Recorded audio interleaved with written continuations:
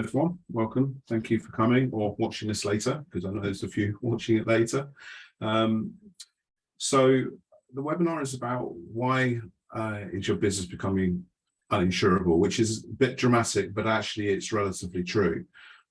So what we wanted to cover in this webinar is the fact that cyber security is becoming very important, because cybercrime is just expanding massively. The police and government statistics will tell you that it's rising by 600% a year and all the other figures, but the truth is that most companies, when they do get hit, they don't tell the police, they don't tell anyone. So it's actually significantly higher than the figures actually call for.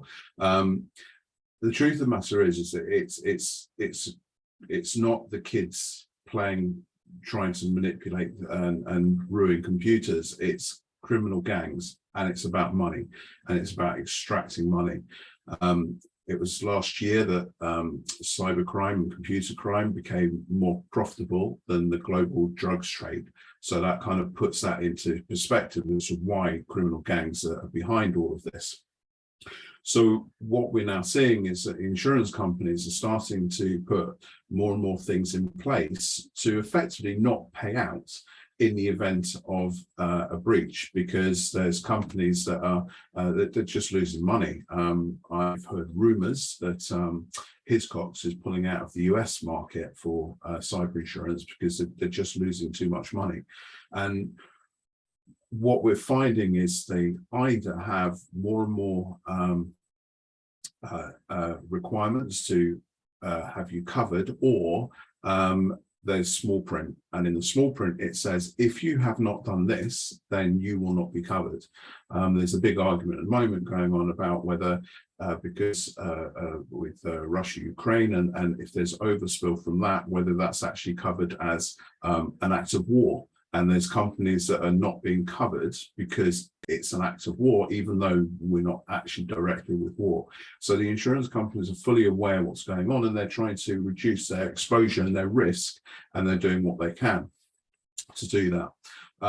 So when you're doing your insurance, making sure that you can prove that you've got something in place, that you are taking cybersecurity seriously, is actually really quite difficult to do and very time consuming.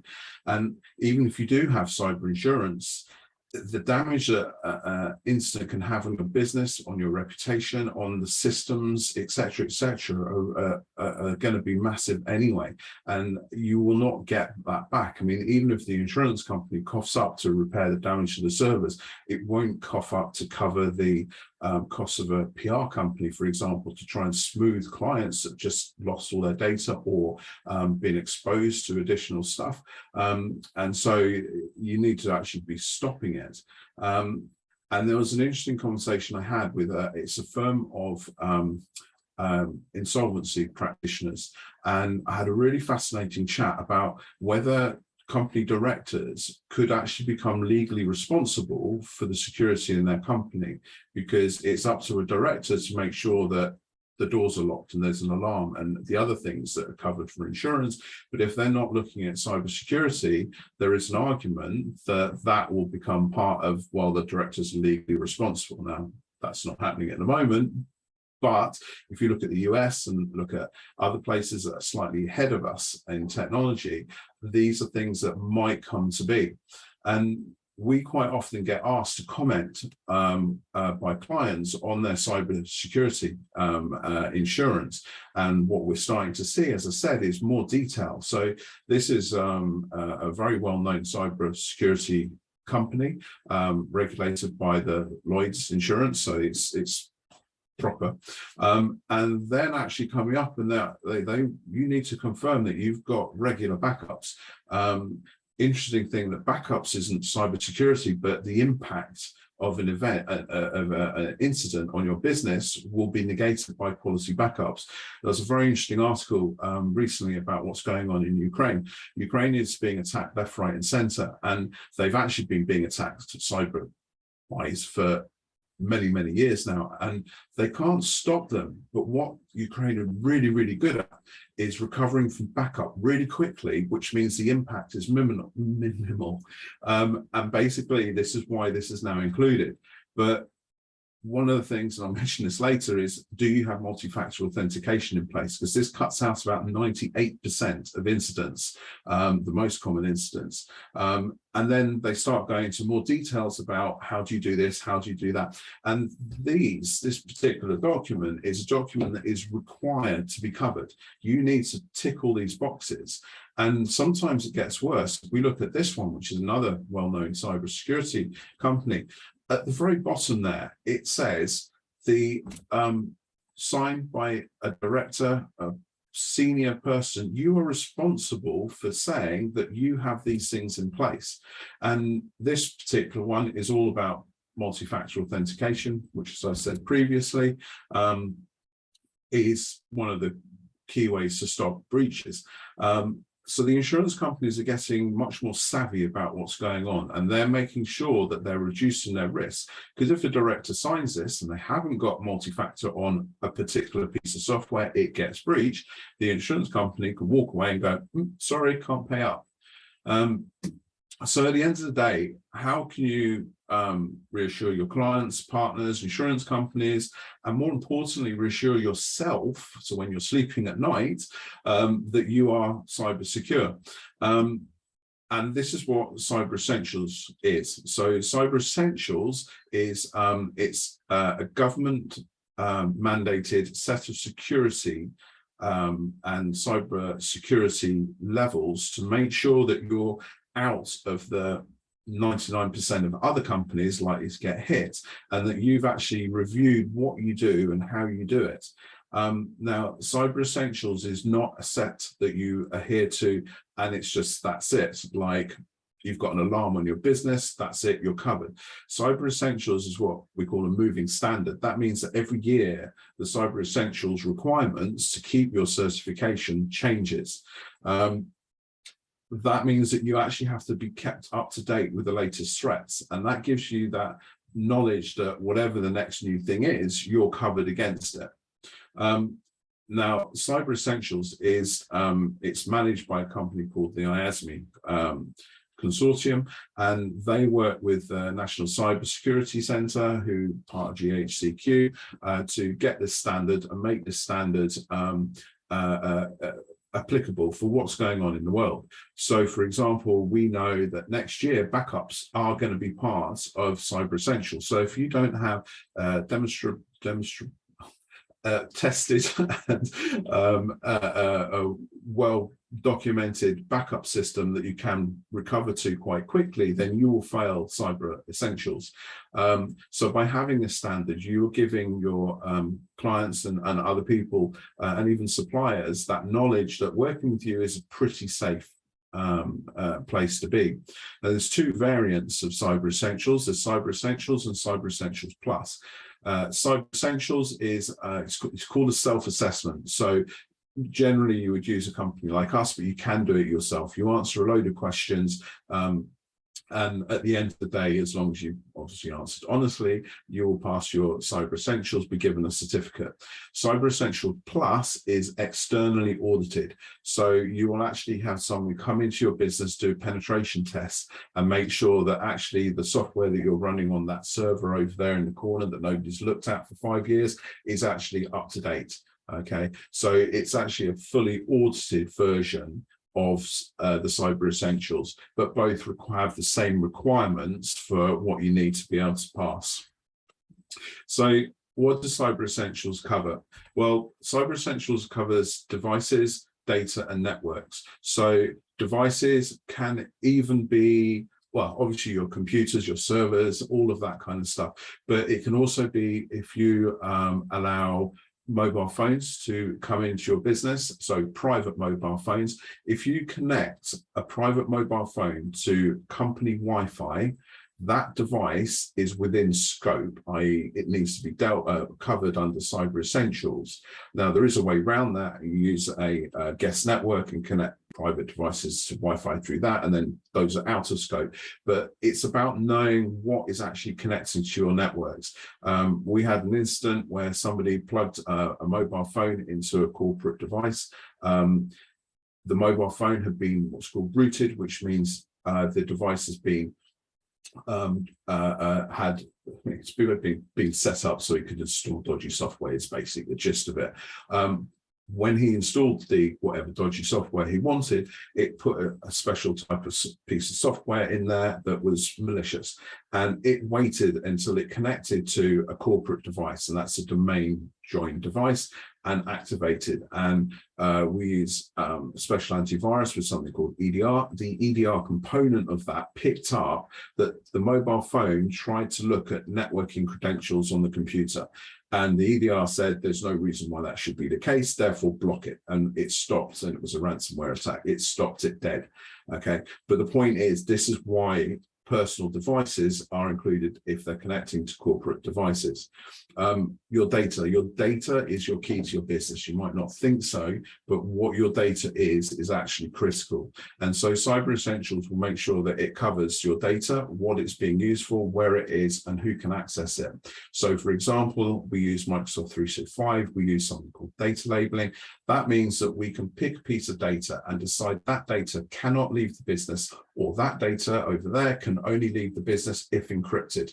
Yes, and it basically restricts what data can go where. So if you look at a document, might be in HR, for example, and it's got the wages for everybody in the company, an Excel document. So that would have heavy restriction on it, which meant that it cannot leave the business, okay? Only somebody with an actual email address within the company can open that. And then within that, only these 3 people are actually allowed to open it. So you can restrict it. And that's why data is covered under this. And then, of course, networks. So one of the things that are coming on next year's Cyber Essentials is if you have any software that isn't current and up to date, then it needs to be placed into a subnet, a different network from your main data. And it needs to have no internet access. So it needs to be blocked from the internet and not connected to any machine. And this is going to cause a bit of mayhem, but the networks are critical. So if you've got really old routers or whatever it might be, it's worth bearing in mind that these are part of the scope. Okay, so making sure that your device's data and networks are covered is the core of the Cyber Essentials. So one of the key questions is how do you implement a secure environment for your stuff? And it comes down to a lot to do with people. And as a business leader, it really comes down to you. If you don't take security seriously, then nobody else will in your business. And as a leader, it's your goal is to drive the cybersecurity strategy, investment, and culture. Okay, so it comes from you as a start point, and then it goes down to your staff, and your staff are really your biggest protection, your biggest way that bad things aren't going to happen or going to be stopped. And a lot of that is about developing security awareness and awareness. We'll just say that again. We use security training, security awareness training, where we actually try and catch the staff out, and we use this for our clients as well. So they'll get an email, it will look like it's from Microsoft 365 or LinkedIn, and it's asking them to do something, click on this, sign this, do whatever it is. And if they click on it, then it says, hey, we were checking, and you've been caught, shouldn't have done this, here's some training so you recognize these in the future. Okay, and I think you've got to continuously keep educating your staff. I mean, one of the stupid things is if somebody finds a USB stick, people tend to just plug them in to see what's in it. It's really bad idea. You do not know what's on that stick.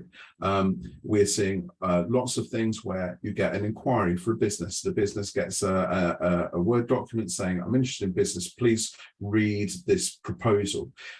And actually, that's a loaded document that is going to do something nasty to your machine. They are continuously trying to get in. And at the end of the day, the staff are generally your first and your last line of defense. They're the people that really need to be done. And then, of course, you've got your systems. So I mentioned the antivirus we use with EDR. EDR detects unusual things as well as actual real viruses. So if you open an email and your hard drive runs at 1,000 miles an hour, the EDR goes, that's not right.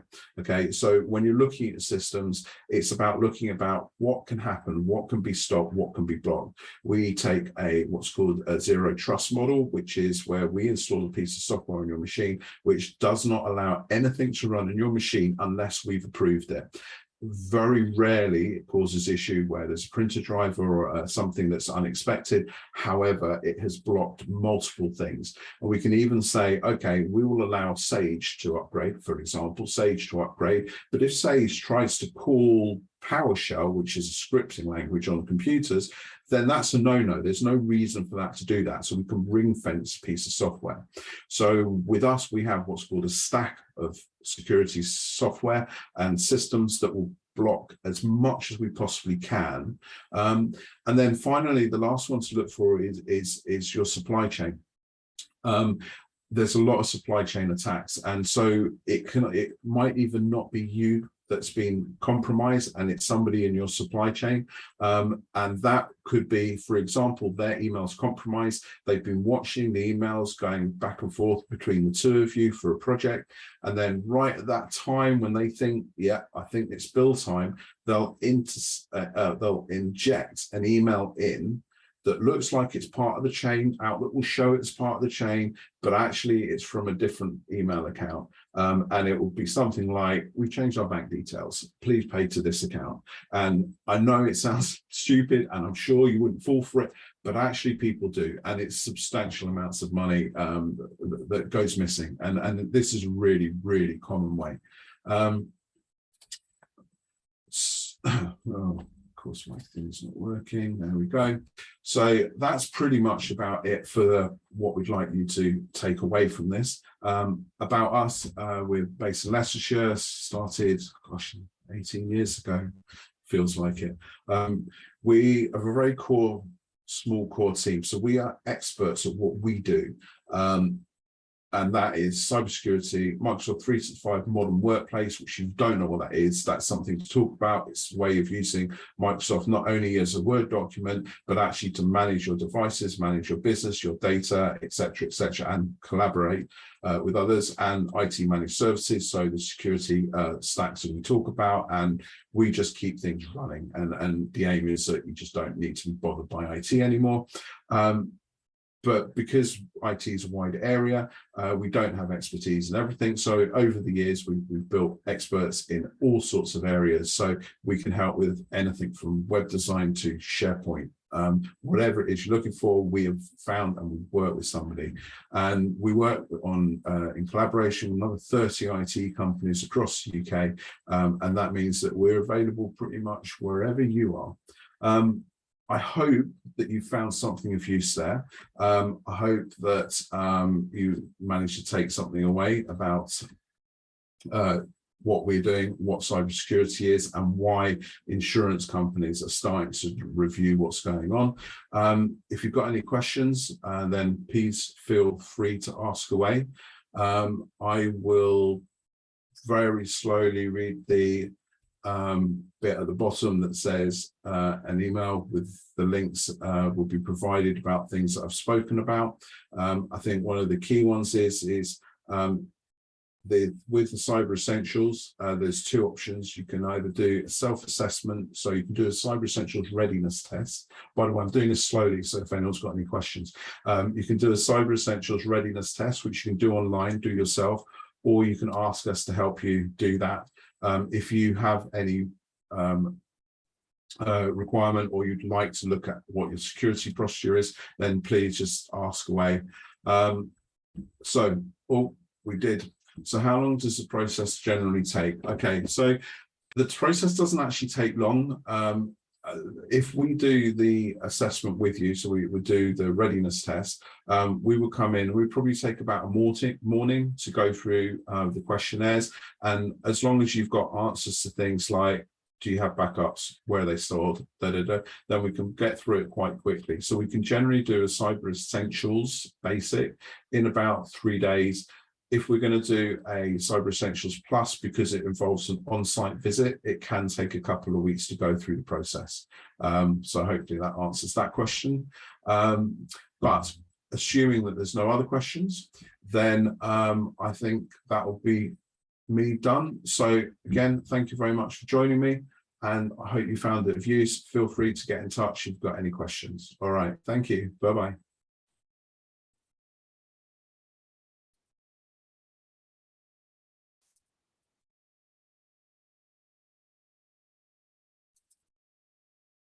And